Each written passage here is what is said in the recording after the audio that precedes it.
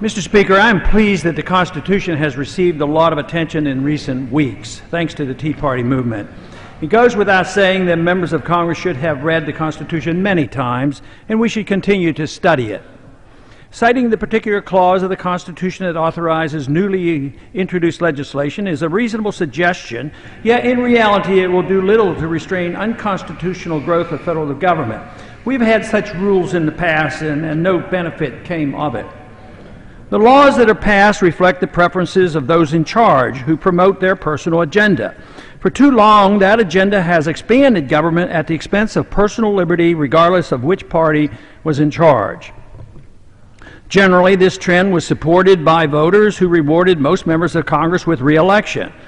For many of us, this expansion of government clearly violated the Constitution, yet it was always argued that the program somehow conformed to that living document. By misinterpreting the General Welfare Clause, the Interstate Commerce Clause, and the Necessary and Proper Clause, Congress has justified every conceivable expansion of the federal government. Congress also has misinterpreted the 14th Amendment and legislated as though it had repealed the 10th Amendment. Sadly, Congress has systematically abdicated its prerogatives and responsibilities to the executive branch over many decades. Too many people in and out of Congress grew up being taught that the Constitution was malleable.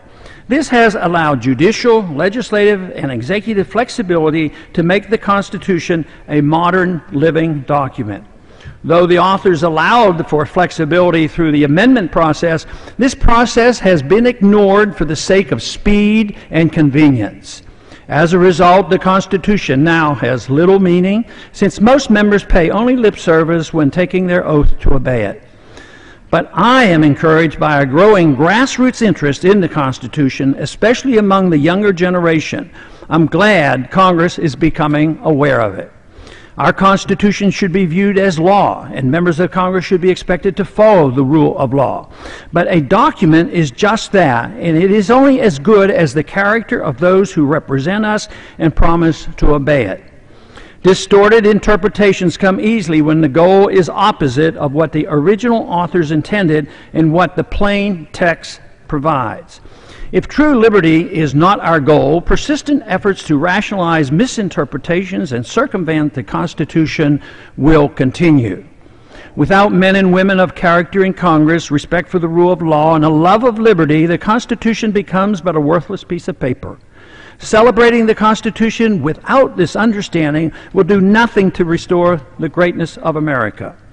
Simply praising the document distracts from the need for members to gain the courage to resist special interests, political self-interest, emergency needs in times of crisis, fear-based economic myths, and the persistent temptation to seek security over liberty while ignoring personal responsibility and self-reliance. Providing instruction in the Constitution for staff and/or members begs the question, who will be the teacher? I wonder, will this welcome renewed interest in the Constitution lead to a healthy reassessment of all our policies? Will there be no more wars without an actual congressional declaration? Will the Federal Reserve Act be repealed? Will only gold and silver be called legal tender? Will we end all the unconstitutional federal departments, including the Department of Energy, Education, Agriculture, Commerce, Health and Human Services, Homeland Security, and Labor? Will the Patriot Act be repealed and all the warrantless searches stopped? Will TSA be restrained or abolished? Will the IRS's unconstitutional collection powers end? Will executive and judicial quasi-legislative powers be ended? Will we end the federal war on drugs? Will we end the federal government's involvement in medical care? Will we end all the federal government's illusionary insurance programs? Will we ban secret prisons, trials without due process, and assassinations? Will we end our foreign policy of invasion and occupation? For Americans to once again become the standard for a free society, our love of liberty and desire for peace must far surpass any public display of fidelity to the Constitution. We must first look to strong moral character, respect for the rule of law, and an understanding of the proper role of government in a free society. And I yield back the balance of my time. Thank you.